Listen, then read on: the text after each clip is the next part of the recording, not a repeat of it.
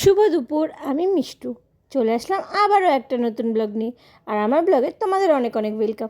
এর আগের দিন ভিডিওটা তো তোমরা সবাই দেখেছো, লঙ্কা গাছে কত লঙ্কা ধরেছে দেখিয়েছিলাম। আর দেখো এই চাল কুমড়ার ডোগাটা কি সুন্দর না হয়েছে।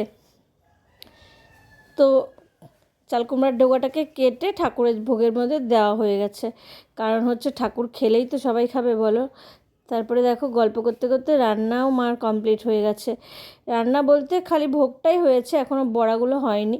তো এক এক করে এই বড়াগুলো ভেজে নিচ্ছে। আর জন্মাষ্টমী তো থাকবে বোধহয় রাত্রি 9টা অবধি। দেখি এখন আমাদের কটা বাজে শেষ হতে হতে।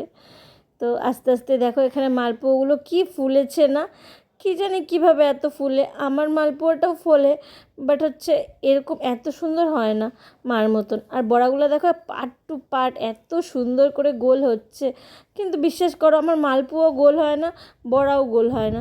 তারপরে দেখো এই উপর থেকে নেমে এসে দেখি এত সুন্দর করে ঠাকুর ঘরটা ডেকোরেশন করে রেখেছে উর্মি, এত সুন্দর লাগছিল। তারপরে এখন প্রায় 8:30 পৌনে 9টা বেজেই গেছে, আর কিছুক্ষণই সময় আছে। মা 2 গপুকে স্নান করাচ্ছে। তো ভিডিওটা কেমন লাগলো সবাই অবশ্যই কমেন্টসে জানাবে। আর ভিডিওটা ভালো লাগলে একটা লাইক কমেন্ট আর একটা শেয়ার করতে যেন ভুলো না। সবাই ভালো থেকো, সুস্থ থেকো, সাবধানে থেকো। আর নেক্সট ব্লগে